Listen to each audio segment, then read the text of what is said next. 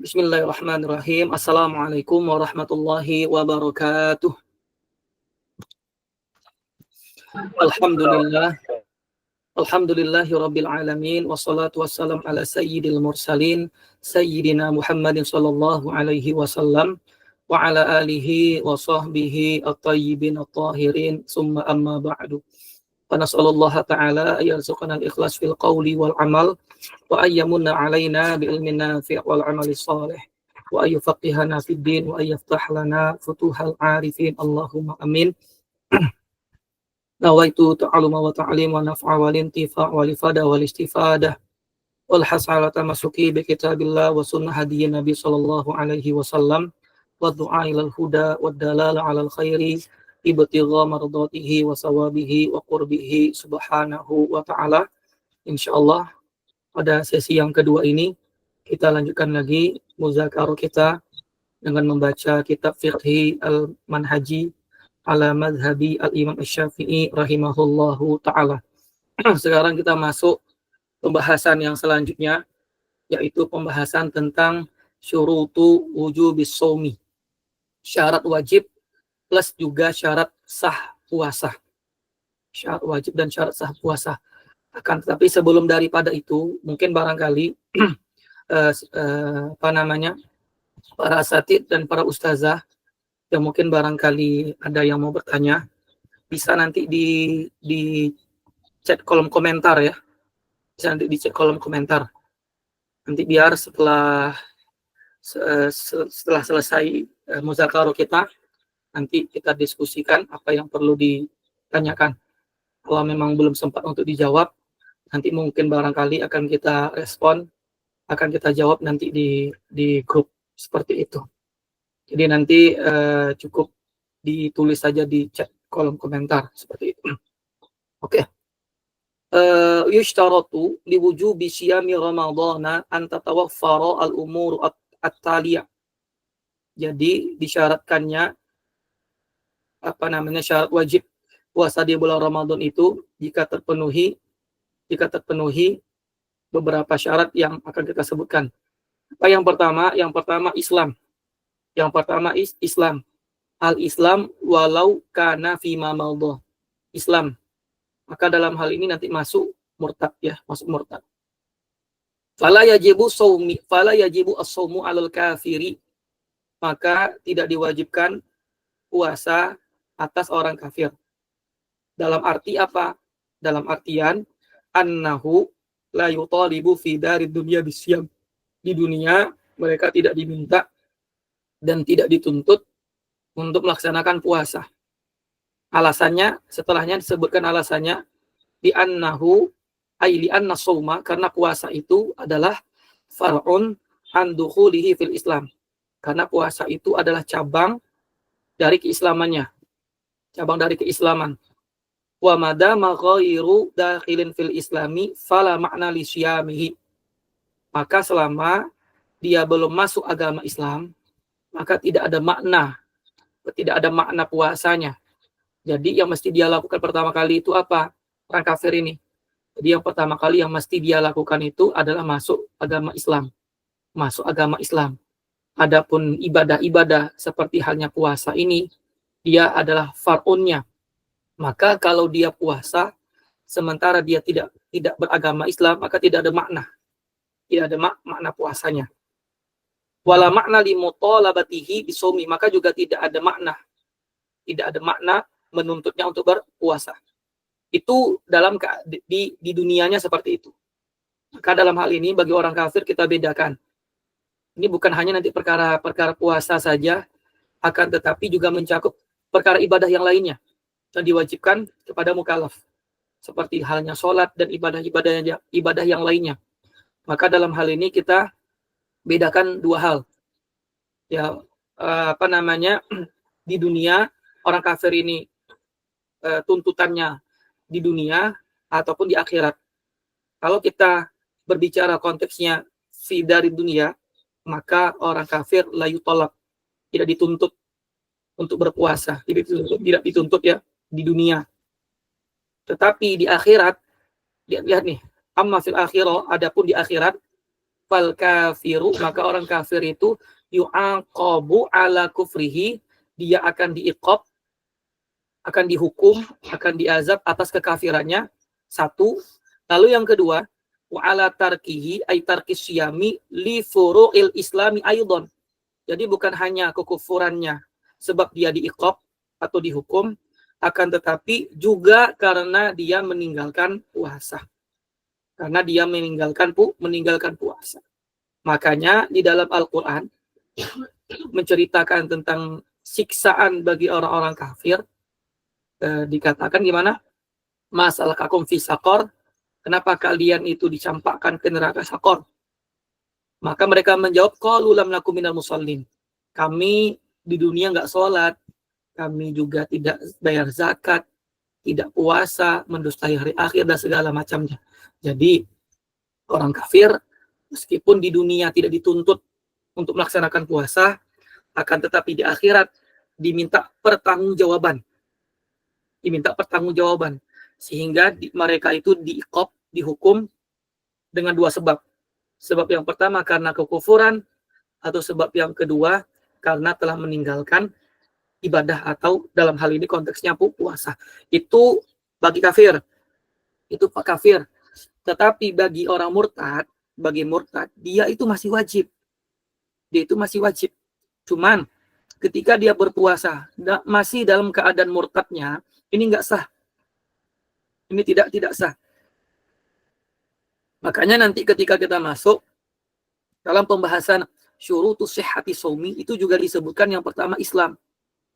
Maka dalam hal ini mengeluarkan orang murtad sama orang kafir. Tetapi yang syarat wajib ini hanya mengeluarkan orang kafir asli. Adapun murtad dia masih wajib. Sehingga konsekuensinya apa? Konsekuensinya ketika nanti dia masuk lagi agama Islam, wajib baginya untuk mengqadha puasa yang pernah dia tinggalkan selama di masa murtadnya. Tujuannya apa? Taghlidon alaihim, untuk memberatkan hukum kepadanya. Wallahu a'lam. Lalu yang kedua apa? Yang kedua taklif. Maksudnya apa? Maksud dari taklif itu adalah ayyakuna al-muslimu balighan aqilan. Maksudnya itu seorang muslim itu mesti dia baligh dan juga dia berakal. Sehingga kalau salah satu dari dua sifat ini hilang, maka saqatat sifatut taklifi anhu. Maka gugurlah sifat ketaklifannya. Kalau gugur, maka kewajiban syariat itu tak berlaku baginya. Oleh karena itu, wa idza saqatat sifatut taklif, kalau gugur yang demikian, sifat taklifnya dia, maka dia tidak dituntut. Lam yutalab bi syai'in minal wadha'ifi ad-diniyah. Maka dia tidak dituntut untuk melakukan apapun kewajiban-kewajiban dari agama. Seperti itu. Dalilnya apa? Dalilnya seperti hadis dari Ali radhiyallahu anhu anin Nabi sallallahu alaihi wasallam qala, Nabi bersabda, rufi'al qalamu an salasatin. Sesungguhnya qalam itu akan diangkat dari 3 perihal. Yang pertama, anin naimi hatta yastayqidha. Dari orang yang tidur sampai dia dari orang yang tidur sampai dia bangun. Wa anis sabiyyi hatta yahtalima. Dari sobi, anak kecil, sampai dia mimpi. Atau sampai dia balik. Wa adil majnuni hatta yaqilah. Dari orang gila sampai dia berakal. Maka dalam hal ini, sobi sama majnun, selama dia belum balik dan selama dia belum berakal, maka tidak diwajibkan baginya untuk melaksanakan puasa. Lalu yang ketiga, dikatakan, al-khuluwu anil a'zari al-mani'ati minas shaumi au al-mubaha lil fitri. Al-hulu atau an-naqa, terbebas dari apa? Dari uzur-uzur. Artinya dalam bahasa lainnya tidak ada uzur. Adapun tidak ada uzur itu ada 2 kemungkinan. Ya, jadi ada uzur itu ada 2 kemungkinan. Uzur yang pertama yang menghalanginya untuk berpuasa, atau yang kedua uzur yang memperbolehkan dia untuk tidak berpuasa. Ya, saya ulangi lagi, uzur itu ada 2 macam. Uzur yang pertama yang menghalangi dirinya untuk berpuasa, lalu uzur yang kedua yang membolehkan dia untuk tidak berpuasa. Lalu yang pertama, amma al-azaru al-mani'a fahiyya. Dan adapun uzur yang dilarang itu atau uzur yang menghalanginya untuk berpuasa itu apa?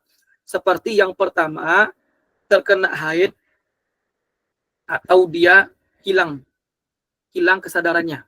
Kita baca ya. Yang pertama apa?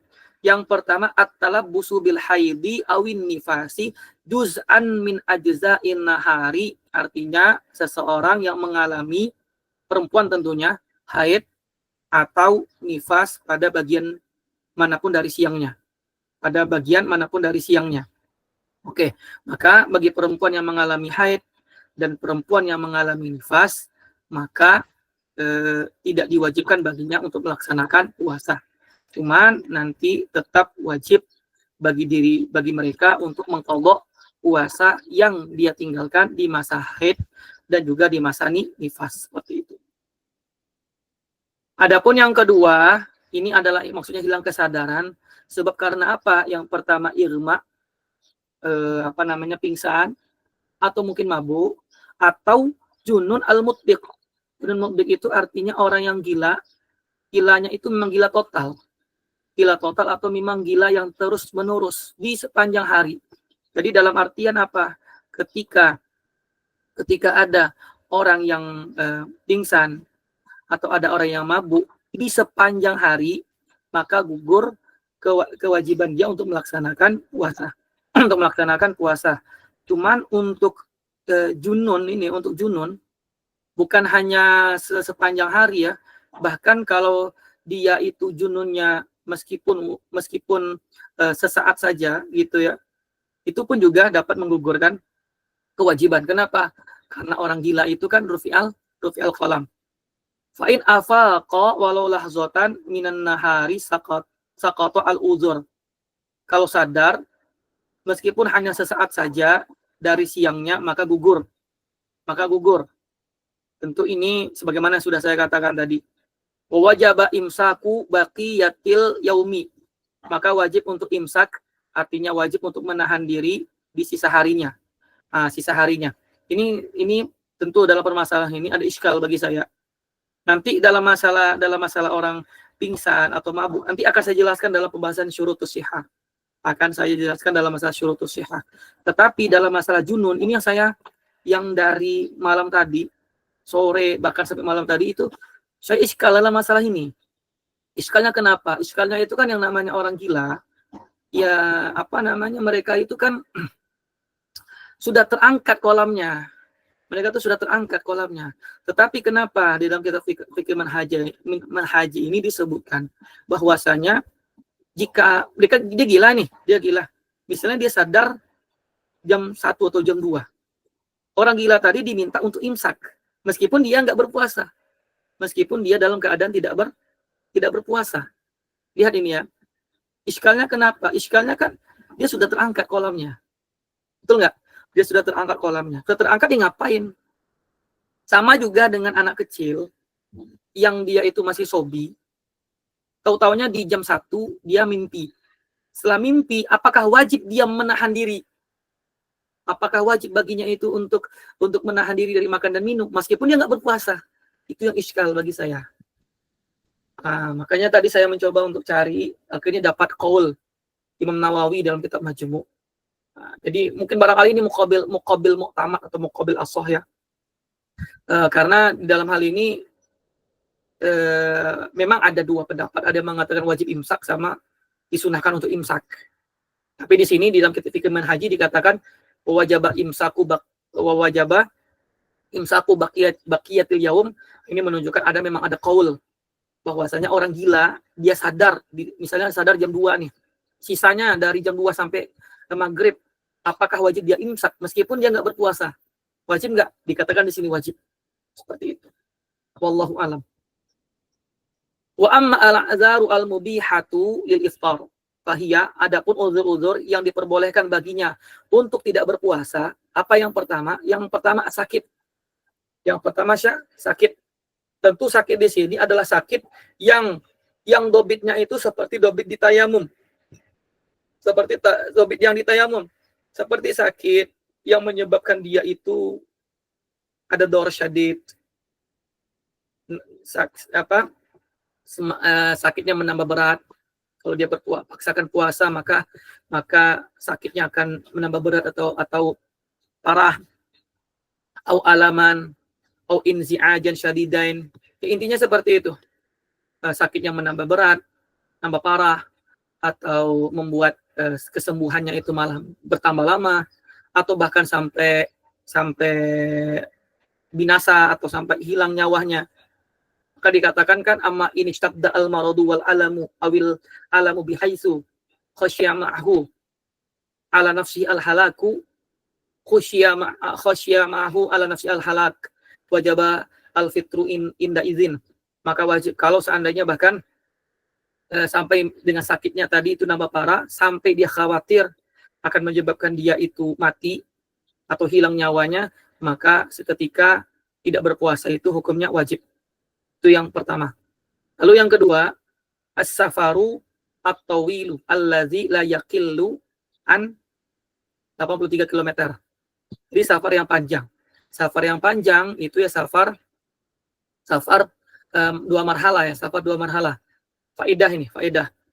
Adapun safar yang dua marhala atau safar yang tawil itu ada 4 rukhsah. Ada 4 rukhsah yang dimana kita boleh untuk melakukannya. Apa yang pertama? Yang pertama adalah jamak. Lalu yang kedua qasar. Lalu yang ketiga maskhul khuf, mengusap khuf selama 3 hari 3 malam. Lalu yang terakhir nomor 4 adalah tidak berpuasa di siang harinya, Inilah 4 rukhsah yang diberikan bagi mereka yang melakukan safar tawil dengan minimalnya 83 km atau yang mendekatinya, seperti itu. Tetapi tentu ada syarat-syaratnya yang perlu kita pahami. Apa syaratnya? Syaratnya yang pertama, ayyakuna safaron mubahan. Ayyakuna safaruhu safaron mubahan. Jadi safarnya itu masih safar yang mubah. Safar yang mubah itu maksudnya lawan dari maksiat. Intinya safar yang diperbolehkan oleh syariat.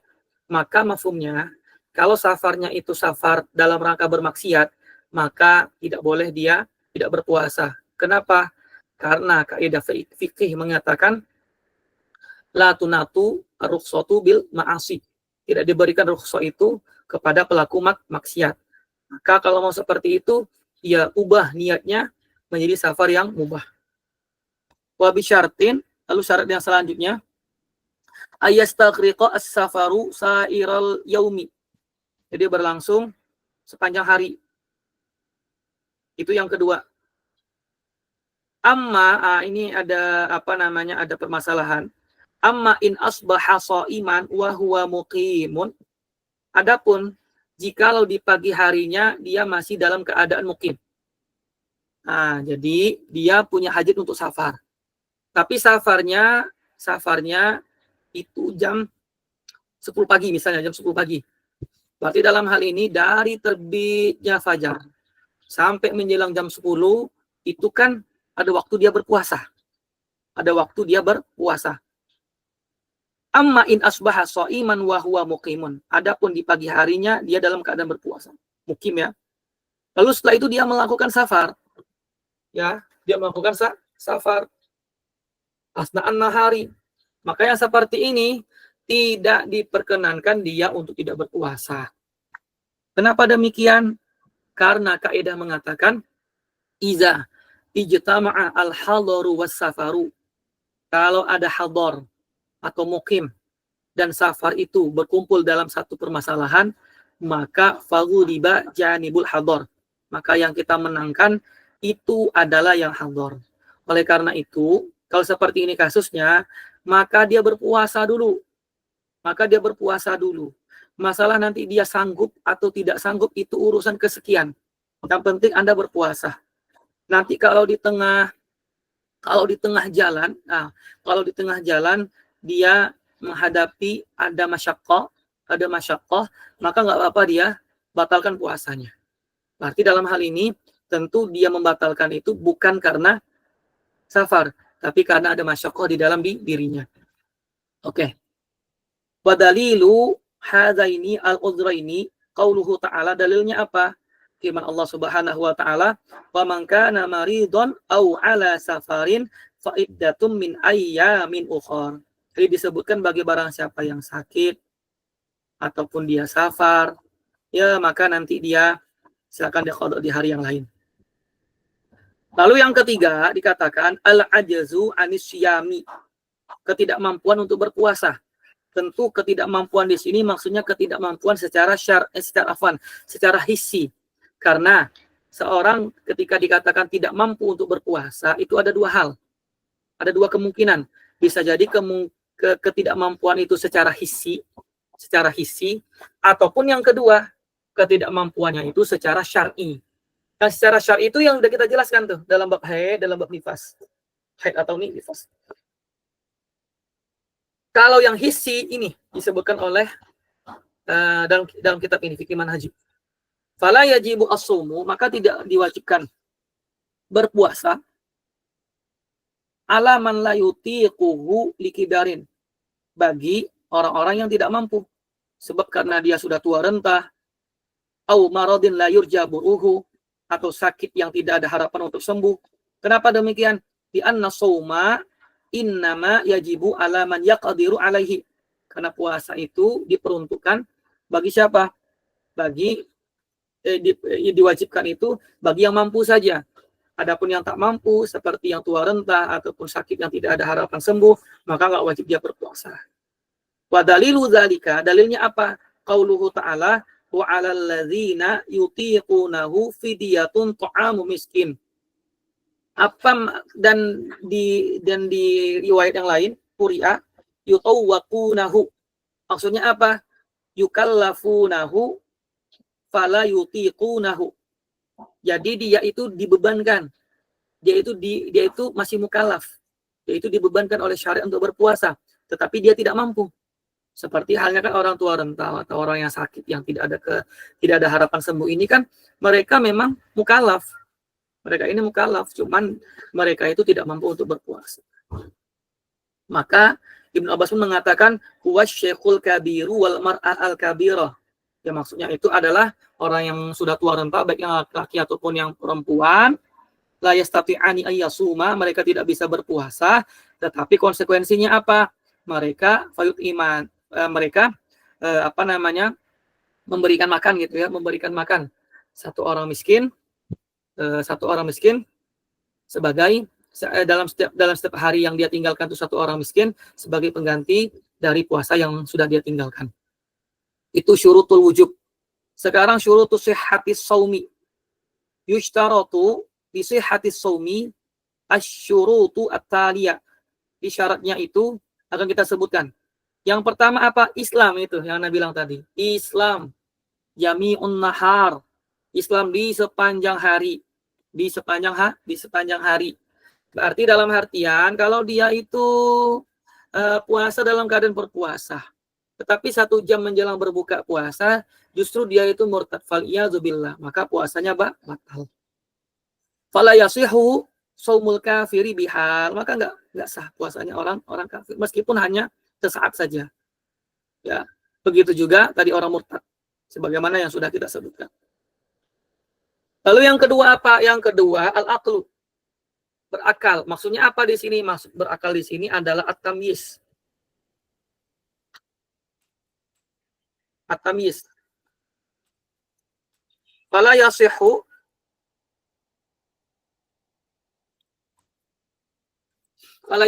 shaumul majnuni wa tiflu ghairul mumayyiz. Maka tidak sah puasanya orang majnun. Ini dia. Maka tidak sah puasanya orang majnun dan anak kecil yang belum tamyiz. Sebagaimana tadi yang sudah kita sebutkan. Tadi yang dalam bab syurutul wujub itu. Jadi ini, orang kalau dia gila, ya misalnya dia berpuasa ini, lalu di pertengahan hari, di pertengahan siang itu, dia gila, maka dalam hal ini puasanya batal. Gitu ya. Maka tadi yang saya sebutkan ada iskal dalam bab apa tadi syurutul wujub itu. Seperti itu. Begitu juga wa tiflu ghairu mumayyiz. Tifl dengan tifl ghairu mumayyiz. Tifl anak kecil yang dia belum tamyiz. Apa arti tamyiz? Tamyiz itu adalah anak kecil yang sudah bisa membedakan mana yang kanan, mana yang kiri, atau dia sudah bisa mencebok sendiri, istinja sendiri, makan sendiri, minum sendiri. Ini namanya at-tiflu ghairul mumayyiz. Maka dia kalau berpuasa dia sudah nggak wajib, kalau dia puasa pun maka puasanya tidak sah.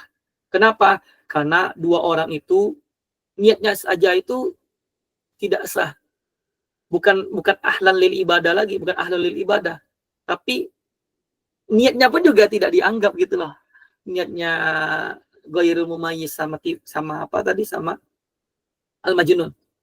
Wa yasihu shaumu sobi al-mumayyiz, tapi puasanya sobi yang sudah tamyiz maka puasanya sah. Oleh karena itu, ketika dia sah, maka di sini ada kewajiban bagi para walinya, bagi para orang tuanya. Wa yu'maru bihi iza ataqa as-saumah. Maka diperintahkan untuk berpuasa tentunya, maka diperintahkan berpuasa jika dia mampu untuk berpuasa. Kapan itu? Ketika umurnya sudah sampai 7 tahun. Itu perintah puasa dari umur 7 nanti sampai 9 tahun. 9 masuk 10 tahun wayud drobu ala tarkihi. Maka kalau dia masih meninggalkan puasa, bukan hanya puasa, sholat dan ibadah yang wajib lainnya, maka boleh dipukul. Idza balagha, kalau umurnya sudah genap 10 tahun kasolati, seperti halnya perintah sholat seperti itu. Tentu dalam hal memukul ini bukan memukul yang ini ya, bukan memukul yang parah atau yang dapat menyebabkan luka atau mencederai, enggak. Tapi mukulnya itu ya litakdib, untuk memberikan pendidikan. Seperti misalnya apa namanya ghairu mubarrih, yang tidak menyakitkan, yang tidak mencederai, yang tidak kena anggota vital, dan bahkan pukulan itu tadi itu harus ada efek ada efek dampak jerahnya seperti itu. Lalu yang selanjutnya dikatakan al-khulu minal a'zari al-mani'a minasumi. Al-khulu atau an-naqa, terbebas dari uzur-uzur yang menghalanginya untuk berpuasa. Seperti apa? Seperti terkena haid ataupun nifas. Dan masalah haid dan nifas ini pun juga disyaratkan jami'un nahar, sepanjang hari. Dalam artian seperti ini para ummahat ya, para ustazah.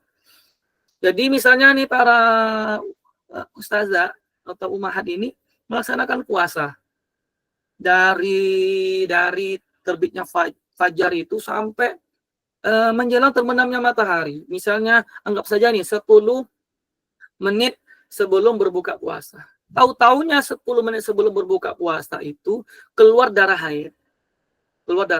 Pertanyaannya, apakah puasanya sah? Maka kita jawab puasanya tidak sah. Kenapa? Karena haid dan nifas itu mesti jami'un nahar. Jadi kalau dia haid dan nifas, walau kan lahzotan, meskipun hanya sebentar dan sesaat saja, maka puasanya tidak sah. Wal irma, dan begitu juga junun al-mutliqaini, ya, pingsan dan gila yang total di sepanjang hari. Nah ini, saya bilang tadi iskal itu ya. Padahal junun kan sudah disebutkan dalam pembahasannya. Betul ya? Sudah disebutkan dalam pembahasannya. Nah, tapi kan di sini kan kita hanya membahas masalah irma, hilang sadar sebab karena pingsan ataupun mabuk. Di sini disebutkan pingsan di sepanjang hari. Maka nggak sah ya. Berarti kan nanti mafhumnya apa? Mafhumnya kalau pingsannya nggak sepanjang hari kan berarti masih sah puasanya. Betul nggak? Nah, ini apa yang beliau sebutkan ini, pingsan atau mabuk di sepanjang hari, itu sesuai dengan pendapatnya Imam Romli.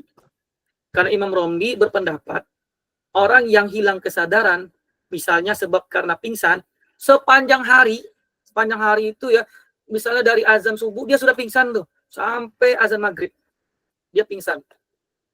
Maka yang seperti ini puasanya batal. Seperti ini puasanya batal. Ketika puasanya batal. Oke. Mau disengaja ataupun tak disengaja. Ini pendapat yang dipilih oleh Imam Romli. Dalam masalah ini saya simpulkan, saya kholasokan ada 3 pendapat. Silakan nanti dirujuk dalam kitab seperti misalnya Nailul Roja atau Taqrir Sadidah atau Yaqut Nafis. Ini ada disebutkan nih 3 permasalahan ini. Saya simpulkan. Pendapat yang pertama, ini permasalahan ini judulnya, permasalahan tentang orang mabuk atau orang pingsan. Yang pertama, Imam Romli mengatakan kalau pingsannya itu di sepanjang hari, ingat sepanjang hari, mau disengaja ataupun tidak disengaja, maka puasanya batal. Pertama. Yang kedua, Imam Ibnu Hajar, beliau berpendapat dia mabuk atau dia pingsan, tetapi kalau dia sengaja, dia menyengajakan. Ya nih poinnya, dia sengajakan meskipun hanya sebentar. Misalnya ada orang kecanduan game, dia tahu nih kalau dia kalah, dia akan pingsan. Akhirnya dia sengaja main game gini-gini, kalah dia pingsan. Atau dia mabuk, sengaja. Meskipun misalnya itu mabuknya atau pingsannya itu ya kita anggap misalnya hanya 10 menit misalnya, atau 20 menit. Atau Ibnu Hajar mengatakan demikian. Pendapat yang ketiga, selain daripada keduanya, dan bahkan ini disebutkan ada pendapat juga Ibnu Hajar disebutkan di satu tempat di dalam kitab Tuhfahnya, itu batal kalau terkumpul 2 syarat. Yang pertama, pingsannya di sepanjang hari. Lalu yang kedua, jika disengaja. Kalau 2 ini nggak terpenuhi, dia pingsan, tapi dia nggak sengaja. Dia pingsan sepanjang hari, tapi tidak disengaja. Dia pingsan, dia sengaja, tapi cuma sebentar, maka nggak batal. Harus terpenuhi 2 ini. Yang pertama sepanjang hari, lalu yang kedua jika disengaja. Ini 3 khulasoh yang bisa kita sampaikan dalam pembahasan hilang kesadaran sebab karena mabuk atau pingsan. Waqalu.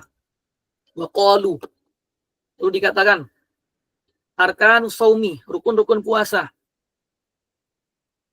Yatakawwanu as-siyamu min tahqiqi ruknaini asasaini huma, dan adapun puasa itu dia terdiri dari apa? Terdiri dari 2 rukun utama. Apa 2 rukun utama ini? Yang pertama, niyatus shaumi, ya, niat berpuasa. Lalu yang kedua, al-imsaku anil mufattirati minal fajri ilal ghurubi. Jadi ada 2 rukunnya. Apa yang pertama? Yang pertama, niat berpuasa.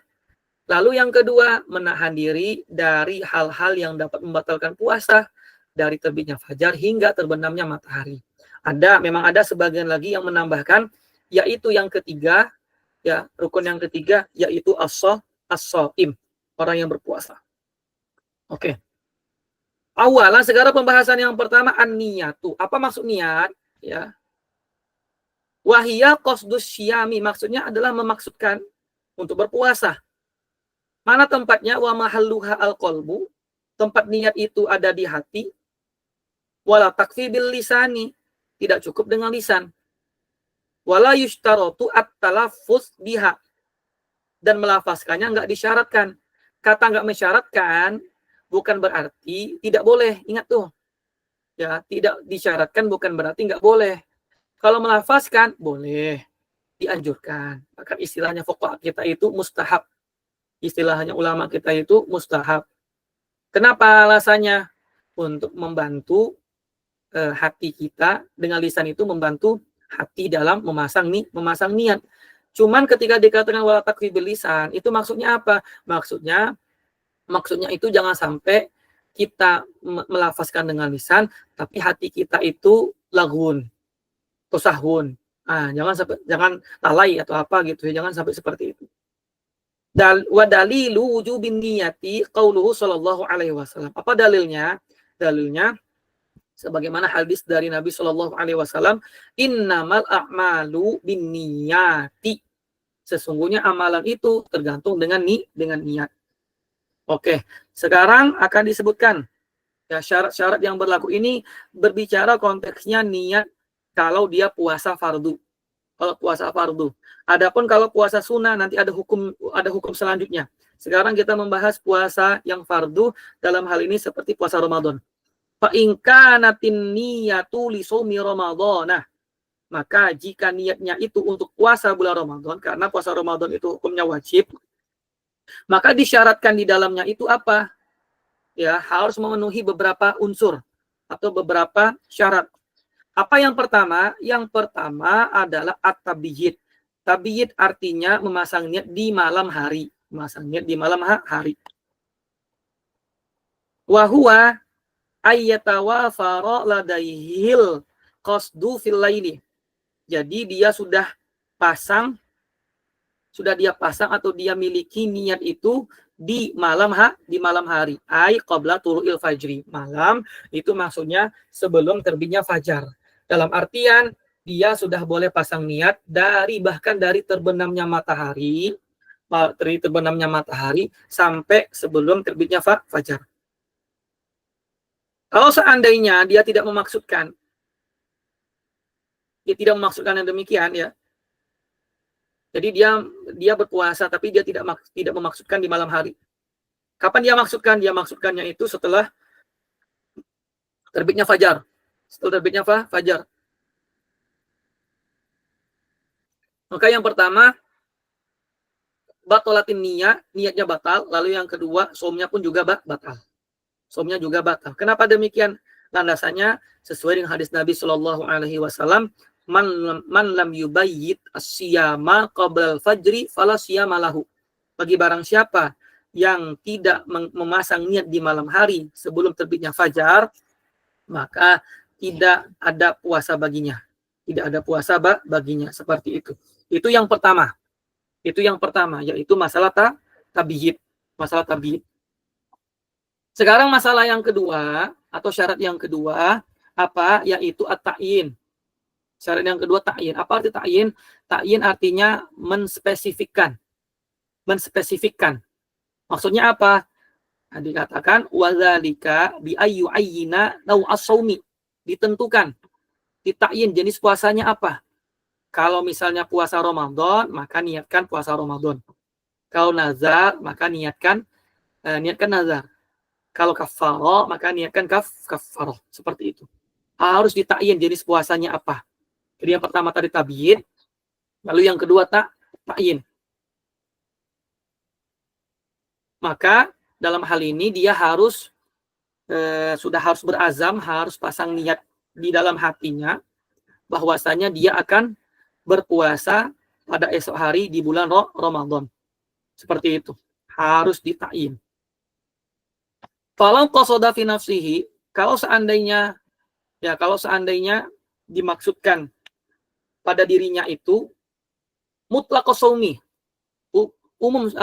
Diumumkan. Umum maksudnya itu puasa secara umum. Seperti misalnya nawaitu shauma, udah seperti itu.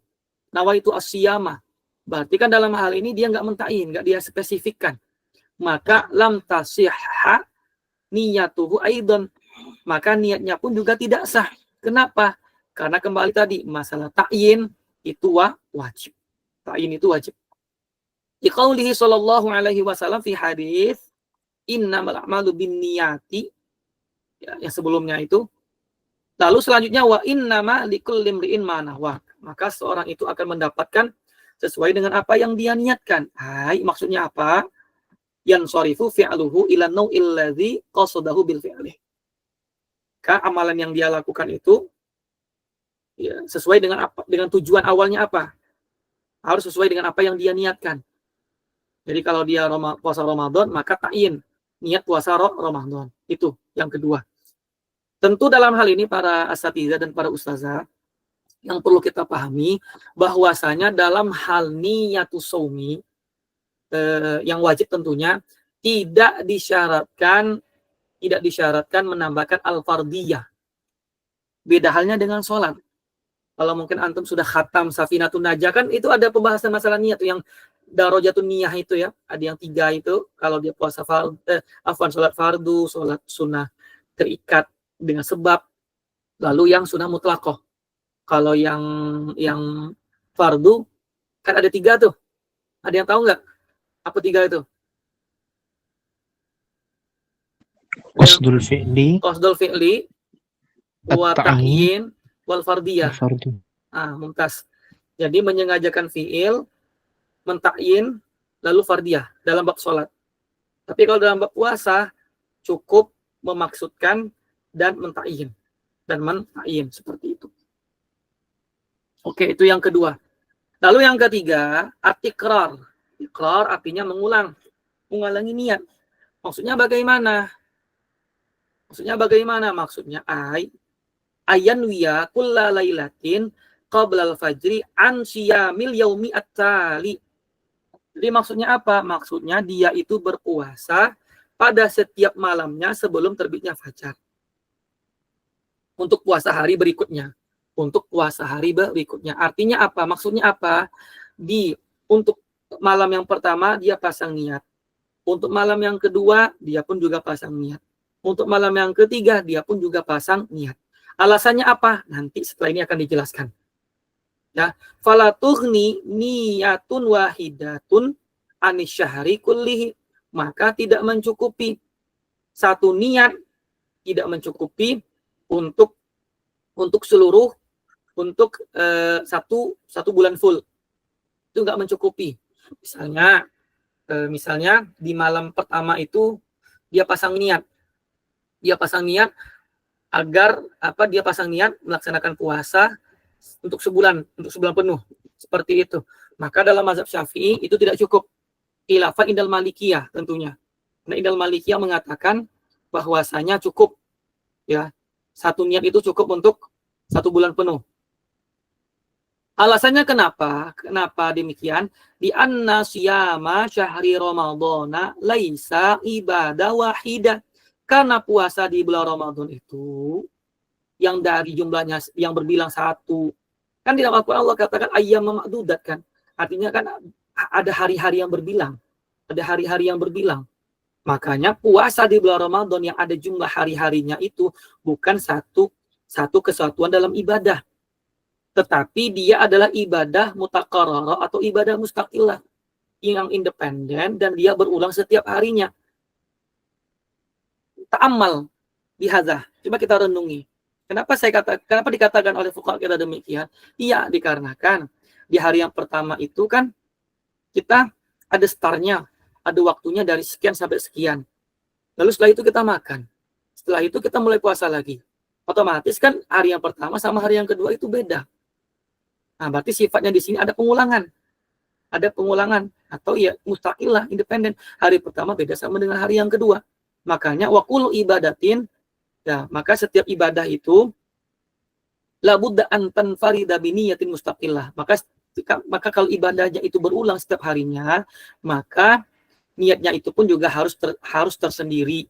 Sebagaimana sholat subuh, kan nggak mungkin kita subuh kita niatkan untuk subuh, zuhur, asar, maghrib sama isya.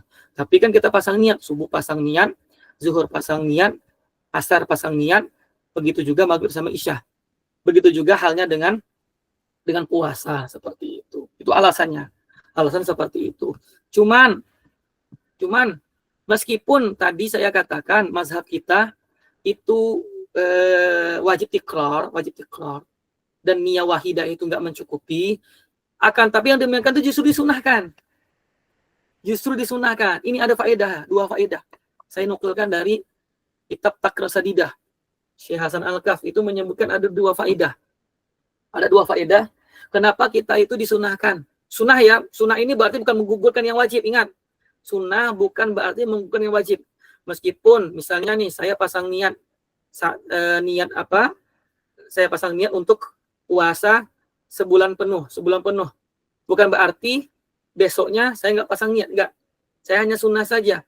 Tetap yang sunnah ini nggak menggugurkan kewajiban. Cuman dalam hal ini, kenapa kita disunahkan yang demikian? Ada 2 hal, 2 faedah. Faedah yang pertama apa? Faedah yang pertama itu puasa kita itu sah puasa kita itu sah jika ada kemungkinan di pertengahan bulan, mungkin barangkali kita lupa pasang niat. Kita lupa pasang niat. Misalnya kita sudah pasang niat dari hari pertama, hari kedua, hari ke-7, sampai hari ke-14, sampai hari ke-15. Hari ke-16 kita lupa, bukan disengaja ya, tapi memang lupa untuk pasang niat. Ya, mungkin barangkali kebablasan, gitu ya, kebablasan. Dia sudah tidak pasang niat di malam harinya, ketika ba'da tarawihnya, harus ketika tidur kebablasan, gitu ya. Maka yang seperti ini dengan niat yang tadi, dengan niat yang sudah dia pasang untuk 1 bulan penuh, semoga dapat mengganti hari yang dia lupa pasang niat. Itu faedah yang pertama. Faedah yang kedua, kalau dia itu meninggal dunia di pertengahan Ramadan, semoga dia mendapatkan pahala yang full. Misalnya ada si fulan pasang niat untuk berpuasa sebulan penuh. Tahu-taunya di hari yang ke-16 dia meninggal dunia. Berarti kan 16 sampai 29 atau 30 dia kan nggak berpuasa. Apakah dia mendapatkan pahala? Dia mendapatkan pahala. Kenapa? Karena dia sudah niatkan. Nah, itu 2 faedah yang bisa saya sampaikan. Oke, jadi saya ulangi lagi. Dalam konteks puasa fardu, seperti halnya puasa Ramadan, diwajibkan 3 hal. Apa 3 hal ini? Yang pertama, tabyid. Yang kedua, ta'yin. Lalu yang ketiga, ikrar. Setelah ini al-musannifun akan menjelaskan kepada kita hal-hal yang berkaitan dengan niat puasa sunnah.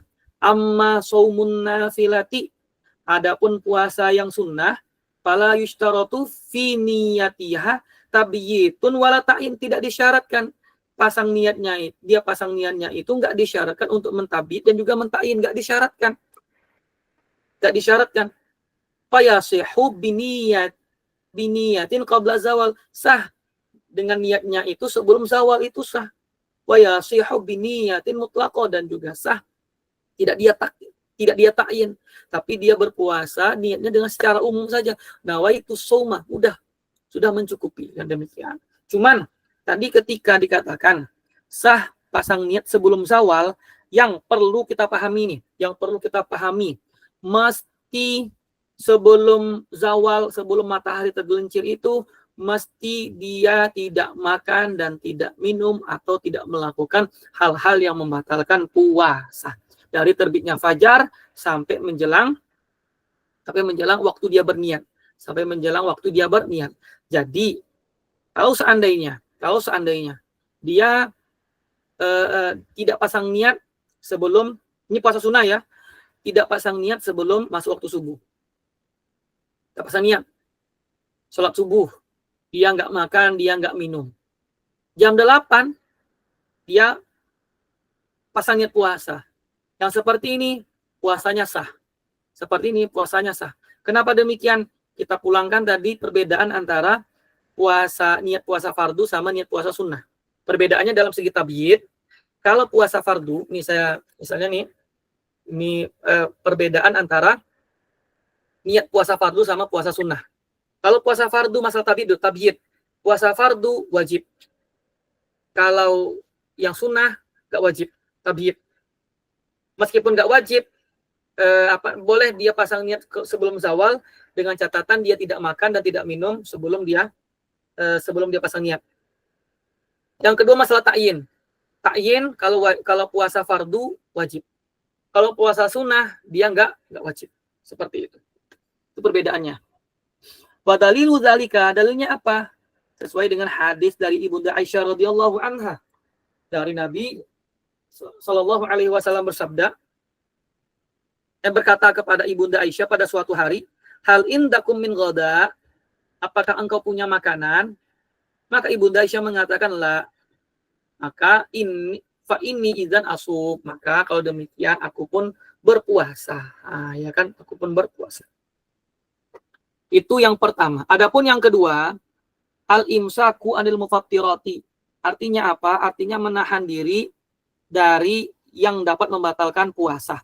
Nah, ini banyak, ini disebutkan ada berapa ya? 4, 5, 6, 7. Sampai 7 nih. Sampai 7. Cuman, muqarrar posisi saya sendiri itu hanya sampai pembatal yang nomor 2. Pembatal nomor 2. Oke. Adapun yang pertama apa? Yang pertama adalah al-aklu wasyurbu, makan dan minum. Yang pertama makan dan minum. Maka nanti makan dan minum kita lihat apakah dia itu sengaja ataupun tidak sengaja. Kholasonya apa? Kholasonya kalau tidak disengaja, seperti misalnya lupa bahwasanya dia berpuasa, lalu dia makan dan minum, maka tidak membatalkan. Meskipun yang masuk ke dalam perutnya itu banyak. Meskipun banyak. Tetapi kalau dia sengaja, meskipun yang dia makan atau yang dia minum itu sedikit, maka tetap batal. Kita baca nih. Idza kana dzalika amdan, kalau disengaja. Mahmakan al-ma'kul awil masyrubu qalilan. Meskipun makanan yang dia makan ataupun yang dia minum itu sedikit, fa inna itu batal. Oke. Sekarang permasalahan yang selanjutnya. Fa in nasiya annahu shaimun. Kalau dia lupa bahwasanya sesungguhnya dia dalam keadaan berpuasa, lalu dia makan atau dia minum, maka tidak batal. Mahma kasuru at-ta'amu, meskipun banyak yang masuk ke dalam perutnya. Apa dalilnya? Dalilnya sesuai dengan hadis Abi Hurairah radhiyallahu anhu. Qala Rasulullah sallallahu alaihi wasallam, Nabi bersabda, man nasiya, bagi barang siapa yang lupa, wa huwa shaimun, sementara dia berpuasa, fa akala au syaribah, maka dia makan atau dia minum, fal yutimma saumahu, perintahnya fal yutimma saumahu, maka dia sempurnakan puasanya. Fa innama at'amahullahu wasaqahu, karena sesungguhnya Allah lah yang telah memberikan dia makan dan juga telah memberikan dia minum. Ini dalam bab puasa. Nanti kalau dalam bab sholat, ini dalam konteks lupa ya. Kalau tak lupa atau disengaja itu nggak ada khilaf. Batal. Puasa batal, sholat pun juga batal. Tetapi dalam konteks tidak disengaja, itu ada bedanya sedikit. Kalau dalam bab sholat, yang dimaafkan itu hanya kalau makannya sedikit. Ya, makannya sedikit. Tetapi kalau makannya banyak, maka batal. Batal sholatnya. Wallahu a'lam. Lalu yang kedua,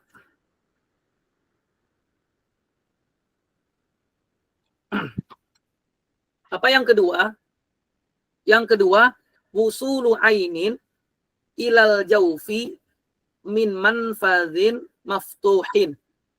Ini kita pahami nih. Ini semuanya dhobit, semuanya kaidah. Yang pertama ada kata ain, yang kedua jauf, yang ketiga manfaz maftuh. Nah, nanti setelah itu kita kembangkan nih. Ya. Jadi usulu ainin, sampainya ain. Ain itu benda.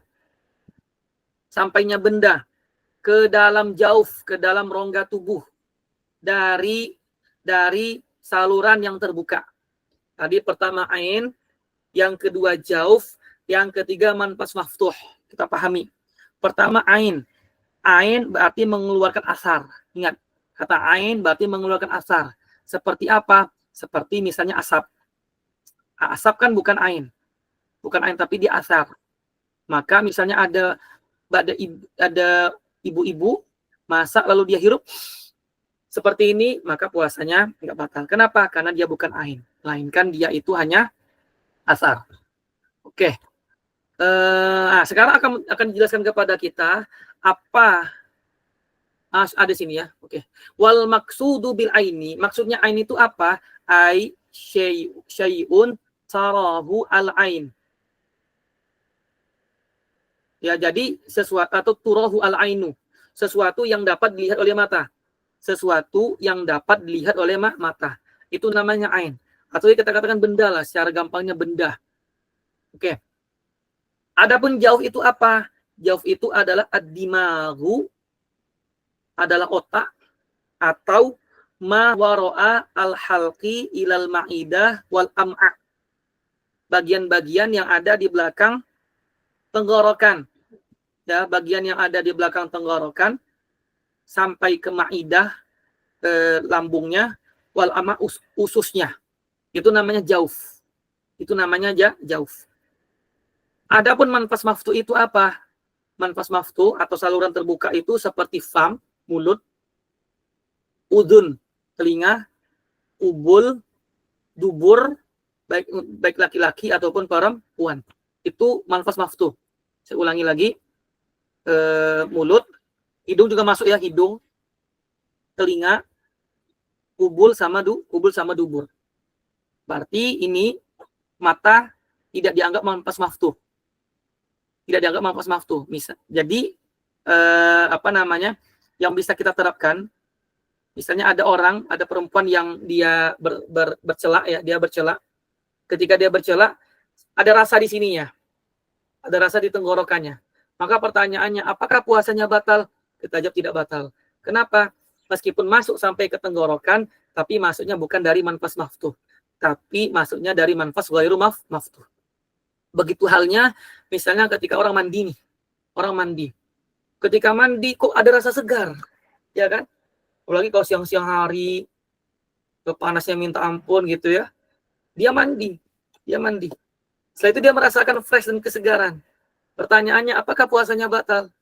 Kalau dia nggak dia minum, nggak dia hirup, ya nggak batal. Maka itu batal tentunya.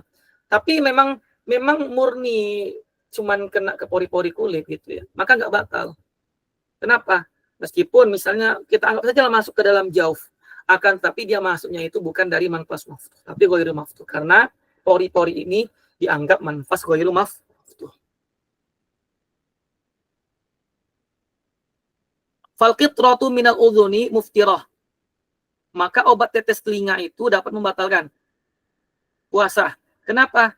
Karena karena udhun itu termasuk manfas maftuh. Dan begitu juga obat tetes mata. Seperti apa nama? Insto ya. Seperti insto. Nah, misalnya ada orang sakit mata, dia tetes tuh obat tadi ke matanya. Apakah membatalkan atau tidak? Kita bilang ghairu muftirah, enggak membatalkan. Kenapa? Karena ain bukan manfas maftuh. Bukan manfas maftuh. Lalu yang selanjutnya, al-hukna asyirjiyah muftirah. Nah, ini seperti enema ya, seperti enema. Enema itu suntikan suntikan melalui dubur. Suntikan melalui dubur. Maka yang seperti ini dapat membatalkan puasa. Kenapa? Karena dubur itu kan dia termasuk bagian dari manfas maftuh, seperti itu. Atau misalnya lagi suntikan al-waridiyah. Misalnya suntikan untuk pembuluh darah, suntikan ke pembuluh darah. Makanya seperti ini nggak membatalkan. Kenapa? Karena pembuluh darah itu atau urat nadi itu bukan manfas maftuh. Bukan manfas maftuh. Wahakaza, dan demikianlah. Seperti itu. Nah, ini beberapa permasalahan ya yang berkaitan dengan manfas maftuh. Lalu yang selanjutnya, wahadza kulluhu aidan bi syaratit ta'ammudi. Semua yang sudah kita sebutkan ini, coba kita lihat gambar tadi saat. Coba lihat gambarnya. Nah, itu ya. Itu coba kita lihat itu untuk hidung yang garis merah itu batin, zahir. Berarti kalau seandainya ada sesuatu yang masuk sampai ke hidung bagian dalam maka puasanya batal. Begitu juga di mulut yang dianggap batin itu tenggorokan yang makhrajnya huruf ha, apalagi yang kha, apalagi yang ha, yang bagian dalam ya, bagian dalam. Adapun yang bagian luar seperti kha, maka ini masih dianggap zahir. Itu untuk mulut. Adapun telinga itu sudah ada gambarnya, yang batin itu yang garis merah ya, yang garis merah. Itu kalau telinga kita masukkan yang tidak sampai ya, dia tidak sampai, itu Itu bagian batin. Nah, lalu itu ada contoh dari, mohon maaf kata ya, kemaluan. Oke. Wa hadza kulluhu aidan bi syarti ta'ammudi. Semua yang sudah kita jelaskan itu dengan syarat kalau disengaja. Kalau disengaja. Adapun fa in fa'ala syai'an min dzalika nasiyan lam yadurra. Maka kalau dia melakukan demikian itu karena dia lupa, maka nggak ada masalah. Kenapa? Dianalogikan seperti makanan dan begitu juga seperti makan dan minum. Oke. Lalu permasalahan yang selanjutnya, para masyayikh kita mengatakan walau wasala jaufahu zubabun au ba'udah au ghubarut tariqi lam yuftir aidan lima fil ihtirazi an dzalika minal masyaqqati asyadidah. Artinya apa? Artinya kalau ada sesuatu yang masuk ke dalam jaufnya, ke dalam rongga tubuhnya, seperti apa? Seperti zubab lalat, ataupun nyamuk, ataupun gubar torik. Gubar torik itu ya debu jalanan. Ya, debu jalanan, kita jalan di tempat yang tak beraspal, yang bertanah, tentu kan debunya itu berterbangan, sehingga masuk ke dalam hidung kita, mungkin barangkali sampai ke rongga, sampai ke jauf. Yang seperti ini apakah membatalkan atau tidak? Maka tidak batal.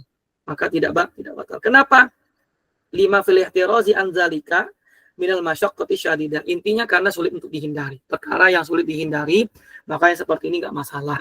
Cuman kalau memang disengaja, setahu lalat lewat dia menganga seperti itu. Ini sengaja atau seperti ini, dibatal. Oke. Lalu yang permasalahan selanjutnya, walau ibtala'a atau ubtuli'a riquhu, kalau air ludahnya itu tertelan, maka juga enggak batal, lam yuftir. Kenapa? Di usri at-taharruzi anhu, karena demikian itu perkara yang sulit untuk dihindari. Ya kan? Perkara yang sulit untuk dihindari. Cuman nih, kalau seandainya walau ibtala'a riqahu mutanajjisan, akan tetapi jika dia menelan ludahnya itu, sementara ludahnya itu sudah bercampur dengan benda najis. Seperti contohnya apa? Contohnya seperti gusinya berdarah. Lalu mulutnya itu tidak dia bersihkan dengan air, tetapi langsung dia telan. Maka seperti ini yuftir, membatalkan. Kenapa demikian? Karena ada benda asing. Benda asingnya apa? Yaitu gusi berdarah. Jadi memang betul-betul air ludah yang khalis. Adapun jika bercampur dengan benda asing, seperti misalnya benda yang najis tadi, dia telan, dia tidak dia basuh mulutnya, akan tetapi langsung dia telan, maka puasanya batal. Permasalahan yang selanjutnya, walau tamat maldo au istansyaqa, kalau seandainya dia itu tamat maut, dia itu kumur-kumur atau dia istinsyak memasukkan air ke dalam hidung, fasabaqa ma'u al-madmallahu awil istinsyaki, maka lalu air madmaldonya atau istinsyaknya itu ketelan, masuk ke dalam jaufnya, maka yang demikian itu batal atau tidak? Dikatakan fa'innahu la yuftir, maka enggak batal. Dengan catatan, illam yakun qad balagha fi dzalika asna al-wudu'i. Dia tidak batal, memang tidak batal, dengan catatan ketika dia madmaldo atau ketika dia istinsyak itu dia tidak berlebihan. Dia tidak berlebihan, mubalaghah, istilahnya itu mubalaghah. Dia tidak berlebihan dalam hal madmadhah ataupun istinsyak. Ini memang biasa saja, tapi tahu-taunya ketelan. Seperti ini enggak batal. Maka mafhumnya apa? Mafhumnya fa in kana qad balagha fi dzalika aftara. Tetapi kalau dia berlebihan dalam hal madmadhah sama istinsyak, lalu airnya ketelan, maka dapat membatalkan puasa. Kenapa? Karena yang demikian itu karena dia fa'ala ma huwa manhiyun anhu asna as-shaumi. karena dia telah melakukan suatu perkara yang dilarang saat dia berpuasa. Jadi, mubalaghah ini kan sunnah. Mubalaghah ini sunnah. Mubalaghah itu sunnah. Dan dia tidak disunahkan, dan bahkan ada larangannya mubalaghah ketika dia berpuasa. Berarti ada larangan di sini. Sehingga kok dia labrak larangan itu, menyebabkan air itu ketelan, masuk ke dalam jawfnya, maka puasanya batal. Oke, kita simpulkan. Masalah matmallah sama istinsyak. Di sini nggak disebutkan nanti perkara yang udah nggak kita jelaskan lah. Intinya masalah matmallah sama istinsyak. Kita lihat. Ini kan memang perkara yang disyariatkan kan ya. Matmallah sama istinsyak ini kan perkara yang disyariatkan. Kita lihat yang pertama. Ini kan masalah airnya ketelan. Air ketelan itu apakah dia mubalaghah atau tidak? Kalau dia tidak mubalaghah, air ketelan, maka puasanya tidak batal. Akan tetapi dia mubalaghah sehingga menyebabkan air itu ketelan masuk ke dalam jawfnya, maka puasanya batal. Kenapa? Karena dia telah melakukan perbuatan yang dilarang bagi dirinya saat dia berpuasa. Lalu yang permasalahan selanjutnya, walau baqiya ta'amun baina asnanihi. Kalau ada sisa makanan yang melekat atau yang melengket di antara gigi dia. Lalu setelah itu dia telan bersamaan dengan air ludahnya itu dia telan bersamaan dengan sisa makanan itu. Min ghairi qasdin, kalau dia tidak sengaja, lam yuftir, maka tidak membatalkan. Dengan catatan lagi, in ajaza an tamyizihi wa majhi, kalau dia tidak mampu untuk memisahkannya dan juga untuk meludahkannya atau membuangnya. Tak mampu dia. Ya, dia tidak sengaja, terus ketelan. Karena dia tidak mampu untuk meludahkannya lagi, untuk memuntahkannya lagi. Di annahu ma'dzurun fihi wa ghairu muqassir, karena yang demikian itu diuzurkan dan dia tidak dianggap muqassir atau lalai. Tetapi kalau seandainya dia mampu untuk meludahkannya, cuman dia paksa, dia telan, dia sebenarnya bisa tuh diambil sisa makanan yang ada di giginya, mampu, tapi dia nggak mau, sehingga ketika dia menelan ludahnya juga ikut tertelan, maka itu dapat membatalkan. Kenapa? Ditaksirihi, karena dia taksir dalam masalah ini. Waqalu walau ukriha hatta akala au syariba lam yuftir aidan. Ini permasalahan selanjutnya. Kalau ada seseorang yang dipaksa. Tentu dalam hal ini dalam masalah ikrah tentu ada dobit-dobitnya. Misalnya apa dobitnya? Dobitnya itu orang yang memaksanya itu dapat merealisasikan apa yang dia paksa, apa yang mau dia paksa. Misalnya kamu makan nggak? Kalau tak saya bunuh kamu. Bukan hanya sekedar gertak sambal saja, enggak. Tapi dia memang mampu untuk membunuh orang tersebut. Itu yang pertama. Lalu yang kedua, orang yang dipaksa itu tidak ada melakukan perlawanan.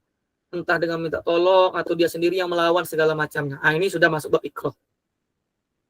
Walau ukriha hatta akal au syariba lam yuftir aidan. Jadi kalau dia dipaksa sampai akhirnya dia makan ataupun dia minum, maka enggak membatalkan. Kenapa?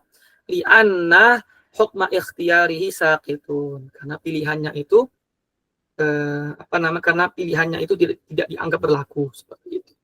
Wallahu a'lam. Oke. Sampai di sini ya Ustaz, ada lagi? Sampai ini kan bab pembatal kedua kan? Ya, Ustaz. Betul. Oke. Betul. Coba kita cek dulu, ada pertanyaan. Silakan yang mau bertanya. Di sini kita baca dulu. Bismillah, izin bertanya Ustaz.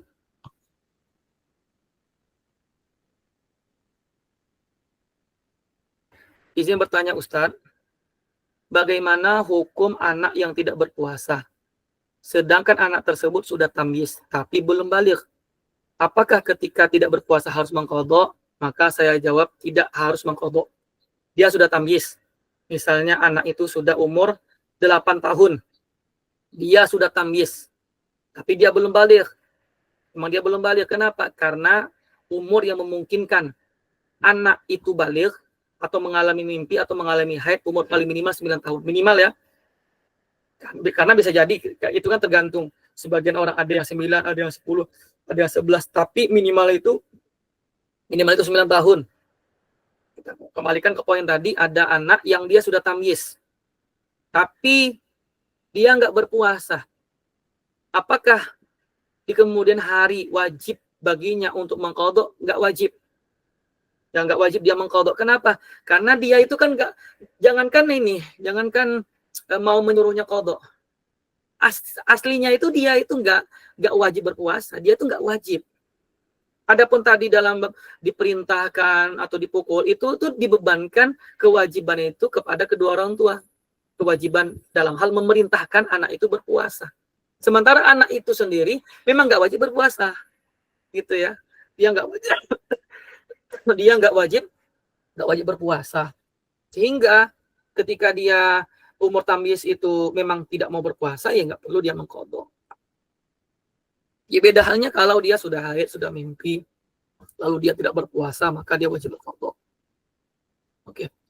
Assalamualaikum Ustaz. Waalaikumsalam. Izin bertanya, misalnya kita ke KKN 1 bulan jaraknya jauh. Termasuk safar? Bentar, tadi. Apa keringanan safar juga bisa digunakan? Berarti gini ya, bertanya misalnya kita KKN 1 bulan. 1 bulan ya. Berarti misalnya dari Jakarta, KKN-nya misalnya di Surabaya, misalnya gitu ya. Misal Surabaya, tapi selama 1 bulan. Gitu ya. Apa termasuk safar? Apa keringanan safar juga bisa digunakan? Maka saya jawab nggak bisa. Kenapa? Karena statusnya itu tidak lagi safar. Karena safar itu dia masih dikatakan safar ketika melakukan perjalanan kurang dari 4 hari. Tidak dihitung hari pergi dan hari sampai. Gitu. Jadi kalau dia sudah mukim di suatu tempat selama 4 hari, mukim selama 4 hari, maka ini sudah dianggap mukim. Maka dia wajib berpuasa.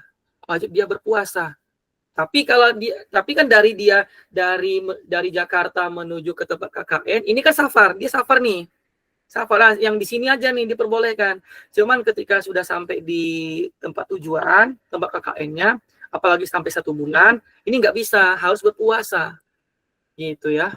Wallahu a'lam. Assalamualaikum Ustadz Afwan. Waalaikumsalam. Bagaimana cara membayar puasa Ramadan yang dimana sebelum hijrah pernah meninggalkan puasa, tetapi lupa berapa kali tidak puasa Ramadannya? Oke, ini sama saja ya, mau puasa Ramadan ataupun sholat 5 waktu. Ini saya sampaikan dan juga saya nasihatkan khususnya kepada diri saya sendiri. Ya, bagi barang siapa yang pernah di masa hidupnya ketika tentu sudah mukallaf ya, dia tidak atau pernah meninggalkan puasa di bulan Ramadan, maka wajib baginya untuk mengqadha. Mau dia sengaja meninggalkan, mau dia tidak sengaja meninggalkan, terlebih-lebih kalau dia sengaja meninggalkan, maka wajib diqadha. Ustaz, tapi lupa. Oke. Ketika masuk dalam pembahasan lupa, maka kita kembalikan ke kaidah asalnya, yaitu la yukallifullahu nafsan illa wus'aha. Di dalam doa ayat yang lainnya itu dikatakan bahkan dalam bentuk doa, Allahumma la tu'akhizna min nasina au akhtana. Jangan hukum kami atas kelupaan kami atau kesalahan dari kami. Nah, ini kan permintaan kita kepada Allah. Jadi apa saja Ustazah yang kita ingatnya misalnya cuman 10 hari, ya udah 10 hari kita qadha, kita ganti. Adapun sisanya kita minta maaf kepada Allah. Kalau memang itu betul-betul karena lupa, semoga Allah berkenan mengampuni dosa yang pernah kita berbuat. Itu ya Ustazah ya. Jangan bebankan. Saya 10 hari, saya lupa, saya buat aja 100 hari. Padahal bukan 100 hari. Ya udah, sebisanya, semampunya, yang kita ingat saja. Adapun nanti yang sisanya, mungkin barangkali di catatan Allah itu masih ada hutang, ya doa dengan doa tadi itu. La tu'akhizna min nasina au akhtana, seperti itu. Allahu alam. Afwan Ustaz izin bertanya, sesuai yang kita pelajari tadi bahwasanya orang yang pingsan itu ada 3 qaul. Mohon disebutkan kembali. Pendapat Ibnu Hajar yang ketiga Ustaz. Dan apabila batal puasanya karena pingsan seharian penuh atau bahkan 30 hari pingsan atau 30 hari pingsan, apakah wajib mengqadha'nya? Oke. Kita kembalikan tadi ya, bentar, permasalahan ini ada 3 qaul, kita ulangi. Dalam masalah pingsan ya, dalam masalah pingsan. Ini ada 3 qaul. Ada 3 qaul. Qaul yang pertama Ibnu Hajar, Imam Romli. Ini pendapat ini sesuai dengan apa yang ada dalam kitab fikih manhaji. Yaitu puasanya dikatakan batal kalau pingsannya itu sepanjang hari. Sepanjang hari. Mau dia sengaja ataupun tidak dia sengaja. Yang penting kalau dia pingsannya di sepanjang hari, maka puasanya batal. Ini pendapat Imam Romli. Pendapat yang kedua Ibnu Hajar. Bahkan disebutkan tuh dalam syarah beliau, syarah irsyad beliau, dalam kitab Tuhfah, beliau mengatakan, dia batal kalau dia sengaja. Meskipun cuma sebentar saja. Meskipun cuma sebentar. Yang penting dia itu ada unsur kesengajaan. Anak pingsan sajalah. Anak mabuk aja lah. Meskipun cuma sebentar, misalnya cuma 10 menit atau cuma setengah jam, tetap puasanya langsung batal. 2. Adapun pendapat yang ketiga, ini menggabungkan 2 syarat, 2 sebab.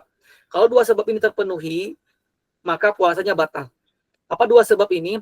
Sebab yang pertama, kalau dia sengaja. Lalu sebab yang kedua, di sepanjang hari. Di sepanjang hari, karena dia sengaja. Berarti mafhumnya, kalau sepanjang hari, tapi tidak disengaja, maka puasanya tidak batal. Atau dia sengaja, tetapi cuma sebentar saja, maka puasanya pun juga tidak batal. Ini pendapat sebagian dari dua mereka itu, dan bahkan ada yang mengatakan juga, Imam Ibnu Hajar Al-Haytami juga menyebutkan pendapat ini di dalam kitab Tuhfahnya beliau, seperti itu. Ya. Dan wa ana lastu tidak bisa merojihkan gitu ya. Ini kalau khilaf Imam Romli sama Ibnu Hajar itu keduanya bisa kita ambil itu. Terserah mau ambil yang Imam Romli atau yang Ibnu Hajar. Nah, jadi kalau seandainya tadi dia pingsan, maka kalau dia pingsan, maka tetap wajib baginya untuk mengqadha. Kenapa? Karena dia tidak terangkat kolamnya. Yang terangkat itu hanya orang gila. Yang terangkat itu hanya orang gila. Adapun pingsan tetap wajib mengqadha. Wallahu alam. Tapi kalau pingsan seharian penuh ini butuh dicari ya. Kalau pingsan seharian penuh ini nanti butuh dicari. Nanti ingatkan aja. Nanti coba saya murojaah lagi. Kalau seharian ya, nanti perlu dicari lagi. Assalamualaikum, Ustaz izin bertanya. Untuk sebagian wanita yang biasa cebok setelah buang air kecil dengan memasukkan jari ke dalam farjinya, apakah ini membatalkan puasa walaupun tidak ada syahwat atau kepuasan yang menyertai? Naam. Betul seperti ini. Karena tadi sebagaimana yang sudah kita sebutkan ya. Dan ini memang ada ya. Saya terus terang saja, ini ada nas di mazhab kita. Makanya hati-hati ketika seorang istinja. Ini bukan hanya wanita saja, bahkan laki-laki pun juga. Ketika beristinja itu hati-hati. Jangan sampai jarinya itu masuk ke dalam bagian tersebut. Bagian tersebut kenapa? Dikarenakan farji mau kubul ataupun dubur itu termasuk manfas maftuh. Makanya dalam mazhab Syafi'i itu disebutkan gini. Tadi kan kaidahnya gimana? Sampainya sesuatu benda ke dalam jauf dari saluran terbuka. Bahkan disebutkan meskipun yang masuk itu dapat dicerna ataupun tidak dapat dicerna. Bayangkan, sampai tidak dapat dicerna. Misalnya nih, seperti orang yang mengorek telinga. Ini sampai kena bagian dalam telinga. Dalam mazhab Syafi'i batal. Kenapa demikian? Tapi kan nggak kenyang, Ustaz. Ini kan nggak kenyang. Meskipun demikian. Kenapa? Karena ada masuknya sesuatu ke dalam jauf. Maka Yang seperti ini berhati-hati. Kalau antum ikut mazhab Syafi'i seperti ini. Tapi kalau yang mengatakan bahwasanya yang masuk itu ke dalam jauf cuman yang mengenyangkan saja yang dapat dicerna, ya itu monggo seperti itu. Ustadz, biasanya di kampung kami sebelum tanggal 1 Ramadan berniat untuk niat puasa sebulan penuh mengikuti pendapat Malikiyah. Boleh Kak Ustadz? Boleh. Boleh. Ya.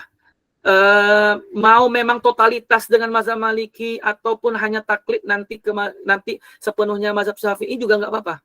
Maka tadi saya bilang kan, kalau memang dalam konteks memang udah saya pilih Maliki aja, ya udah nggak apa-apa. Atau saya memilih pendapat Syafi'i, tapi kan pokok Syafi'i mengatakan disunahkan, ya nggak apa-apa. Seperti itu. Tapi saran saya untuk menggabungkan tadi khuruj minal khilaf, ini kan kuat nih, sama-sama kuat. Yang satu tadi niat cukup Malikiyah itu mengatakan satu niat itu untuk 1 bulan full, sementara Syafi'iyah itu kan mengatakan setiap hari, setiap malamnya harus pasang niat. Mazhab Syafi'i itu kan juga pasang niat di malam pertama, betul nggak? Di malam pertama. Maka dalam ini kalau saya lihat mazhab Syafi'i itu mencakup yang demikian. Karena kalau seandainya nih kita hanya mengambil pendapat Malikiyah, misalnya nih indallah yang sahih itu pendapat Syafi'iyah, ya berarti kan puasa kita bisa jadi nih konsekuensinya tidak sah. Bisa jadi. Akan tetapi kalau kita mengambil pendapat Syafi'i, tapi yang dimenangkan itu Maliki, ya sah saja. Karena kita sudah pasang niat di awal. Seperti itu. Jadi kalau tanya boleh atau tidak, boleh. Akan mazhab kita mensunahkan. Tapi ingat, jangan lupa tetap pasang niat di setiap malam. Bismillah Ustaz, assalamualaikum ilaikum. Mohon untuk di pembahasan terkait faedah sunnahnya niat puasa untuk 1 bulan penuh, dan ia tidak menjatuhkan wajibnya niat per hari. Diulangi lagi maksudnya ya. Puasa untuk 1 bulan penuh dan ia tidak menjatuhkan wajibnya niat per hari. Oh, ini intinya kan tadi saya katakan sunnah ya. Sunnah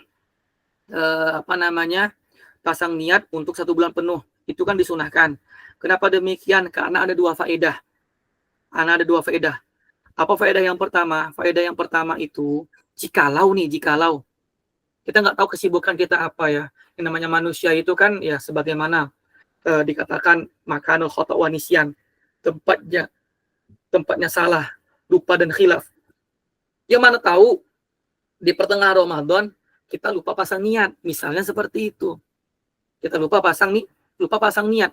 Maka tadi ketika kita niat puasa untuk 1 bulan penuh, maka yang ini menggantikan posisi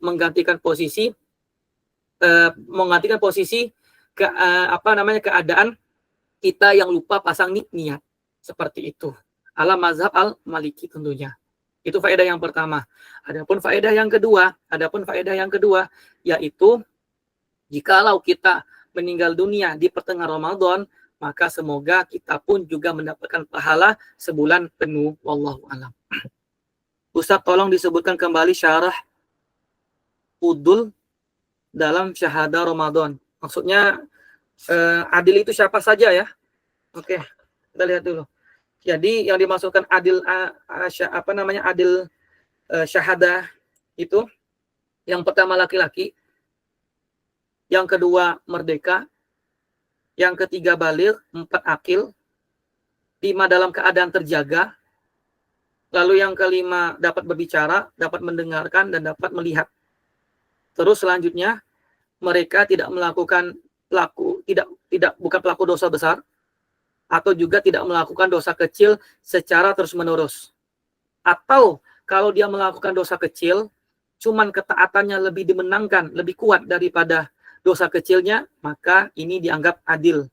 Dianggap adil. Karena dalam masalah adlun itu kan ada 2. Ada adlul syahadah sama adlul riwayah. Kalau riwayah itu nggak disyaratkan laki-laki, nggak disyaratkan itu orang merdeka, nggak disyaratkan. Dalam artian ketika seorang perempuan meriwayatkan suatu hadis kan sah-sah saja. Nah, tapi kalau adil syahadah tadi ketentuan sebagaimana yang sudah kita sebutkan. Wallahu a'lam. Apa boleh Ustaz apa boleh qada puasanya, puasa Ramadannya itu digabungin di puasa Senin, Kamis dan Ayyamul Bid, Ustaz? Ya kalau masalah menggabungkan itu ya boleh-boleh saja, boleh-boleh saja. Cuma nanti muncul permasalahan baru. Apakah nanti boleh pasang niat? Nah, apakah boleh pasang niat? Menggabungkan dua. Atau kalau boleh, apakah nanti puasa Senin Kamis itu juga dianggap? Ini nanti perlu dicari. Karena gini permasalahannya, apakah puasa Senin Kamis itu adalah sunnah yang mustaqillah, independen, atau dia itu yang penting disibukkan diri kita itu dengan berpuasa. Kalau kita katakan yang penting Senin Kamis itu atau 13, 14, 15 itu yang penting dia itu disibukkan dengan puasa, maka kalau kita puasa qada di hari tersebut, maka kecipratan pahalanya seperti itu. Assalamualaikum ilaikum. Wah, ini panjang ya. Kalau kasusnya fulan tidak tahu keluar mazi ataupun mani, itu tidak membatalkan puasa. Ini karena salah memahami hadis dari Aisyah radhiyallahu anha yang beliau mandi wujub di pagi hari dan tetap melanjutkan puasa, yang padahal itu adalah dua hal berbeda. Oleh sebab itu, dia dengan sadar keluar mazi atau mani. Tapi ketika masuk sholat mani,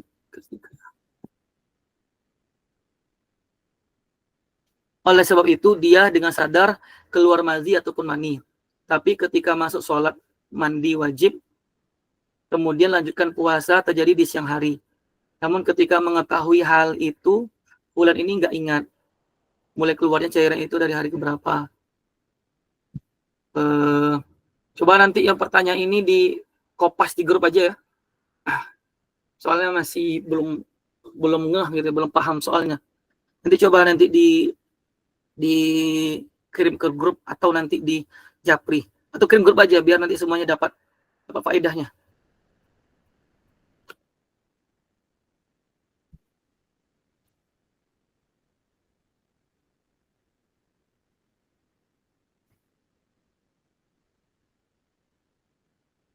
Ustadz, kami kenal orang baru masuk Islam, tapi malas-malasan belajar atau lalai. Apakah tegak hujah dan qadha atasnya? Naam, tegak. Kenapa? Karena dengan masuknya dia ke agama Islam, meskipun di awal dia diuzurkan, akan tetapi dia itu wajib untuk mempelajari hukum Islam. Wajib mempelajari hukum Islam. Dia bukan orang yang misalnya hari ini masuk Islam, besoknya puasa. Yang seperti ini kan tidak ada kesempatan untuk belajar. Nah, tetapi orang yang sudah berbulan-bulan, bahkan bertahun-tahun dia masuk Islam, tapi dia malas belajar. Maka yang seperti ini hujah sudah tegak. Dan dia nanti wajib mengqadha. Seperti itu. Yang kedua, menahan makan, minum ketika safar dari negeri sudah lihat hilal ke negeri belum. Apakah wajib puasa dengan niat? Menahan makan, minum ketika safar dari negeri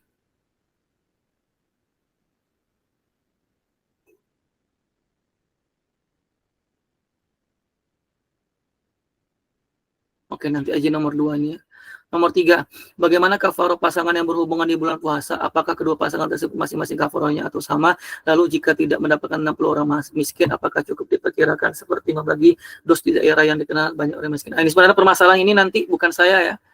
Tapi karena ditanyakan kan masalah jima ya. Sementara jima nggak disebutkan. Jima nanti ada pembahasan di pembatal nomor berapa itu?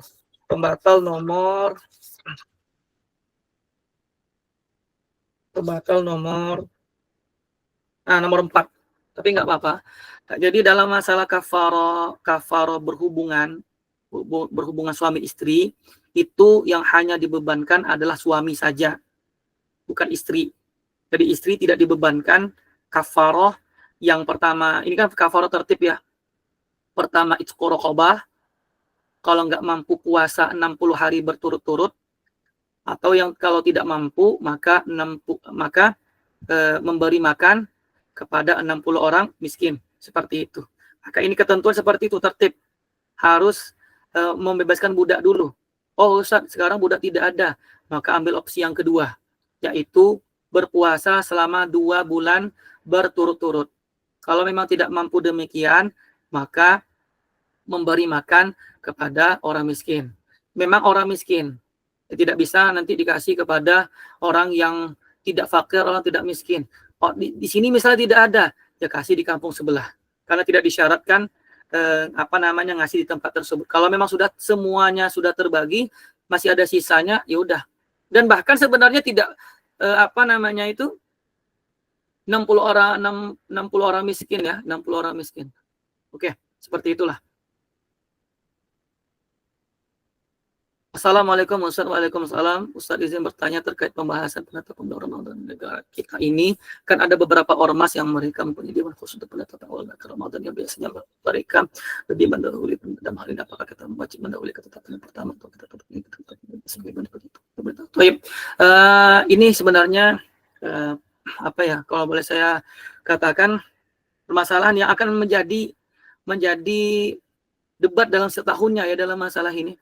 Karena gini, yang kita lihat fenomenanya di negara kita itu, pemerintah itu tidak melazimi kepada rakyatnya, kepada penduduknya untuk ikut hilal pemerintah, untuk ikut keputusan pemerintah. Itu jadi problemnya di situ. Padahal ada kaidah itu, bahwasanya imam ketika sudah memberikan keputusan, maka sudah hilang perselisihan. Kan seperti itu sebenarnya. Ya, cuman ketika pemerintah tidak mengikat yang demikian, ya mau nggak mau, yang ini buat, ormas ini buat, ormas yang satu juga ini, yang ini juga seperti ini. Sehingga tidak ada keterikatan seperti itu. Jadi dalam hal ini, kita kembalikan dalam bab Ru'yatul Hilal tadi, yang saya jelaskan ala sabil umum sama ala sabil khusus. Ya. Jadi kalau seandainya, ini berpulang kepada kita ya sebagai rakyat. Berpulang sebagai rakyat. Kalau seandainya kita punya kecondongan yang kuat, misalnya perkataan orang yang ahli hisab atau orang yang ahli falak itu memang betul-betul kuat, maka kita menangkan, maka ikuti. Bahkan kalau antum baca kitab Fiqih Shaum karangan Dr. Muhammad Hasan Hitu, itu nanti ketika ada pertentangan antara hisab sama Ru'yatul Hilal, ini kan khilaf yang masyhur itu antara Imam Subuki sama fuqaha Syafi'iyah yang lainnya. Nanti Imam Subuki ini bahkan justru Syekh Hasan Hito itu memenangkan tuh perkataan dari Subuki. Ketika nanti ada pertentangan, yang satu mengatakan tidak terlihat, yang ini mengatakan sudah hilal. Misalnya yang ini Ru'yatul Hilal ini mengatakan hilal nampak, tapi yang hisab mengatakan nggak mungkin. Bahkan Syekh Hasan Hito itu mengatakan sudah beristikharah, beliau sudah menjazmkan, menguatkan pendapat Imam Subuki. Seperti itu. Jadi kita pulangkan tuh. Jadi kalau seandainya yang mau kita menangkan itu qaul hisab, ya silahkan ikuti. Tapi kalau memang ikut yang resmi Ru'yatul Hilal atau Ikmal Sa'ban Salasina Yauman, maka silahkan juga. Seperti itu. Allahu alam. Karena tadi, kenapa? Karena kita nggak ngikat, itu masalahnya.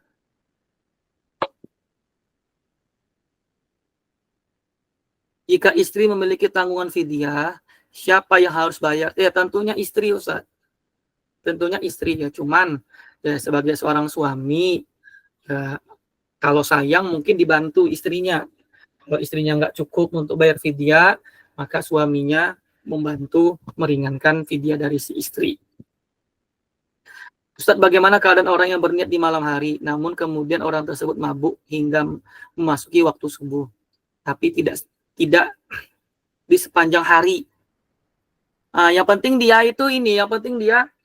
sudah pasang niat ya. Yang penting dia sudah pasang niat berpuasa. Maka yang masalah ini kita kembalikan ketika qaul yang sudah saya katakan itu. Yang kedua, bagaimana maksud syarat safar jauh di bagian berlangsung sepanjang hari? Iya. Oke. Nanti ini perlu dicari ya masalah ini ya. Betul.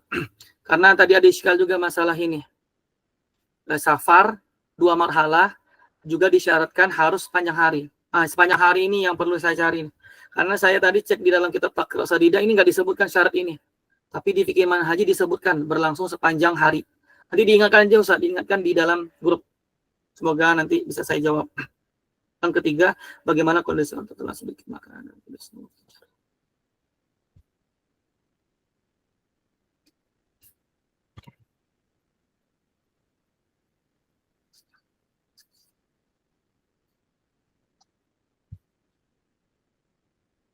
Iya, kalau seperti ini keadaannya, intinya tadi kita kembalikan, apakah dia mampu untuk menelannya atau tidak. Kalau kan masalah gosok gigi ini kan nggak wajib, bukan perkara yang diwajibkan, bukan perkara yang diwajibkan. Bersiwak lah istilahnya, kan bersiwak itu nggak diwajibkan di siang Ramadan. Sehingga kalau seandainya ada sisa makanan yang menyangkut di giginya, dan dia nggak bersiwak, ketelannya itu bukan karena pilihannya, memang nggak bisa untuk dipisahkan atau nggak bisa diludahkan, maka yang seperti ini nggak batal. Tetapi sebenarnya dia bisa untuk menelannya, kan dia sengaja aja, sudah diambilnya sisa makan, itu lalu dia telan, berarti kan dia sengaja. Seperti ini yang batal. Wallahu a'lam. Ustaz dapat salam dari Ustaz Akhir Muhtaram. Waalaikumsalam warahmatullahi wabarakatuh.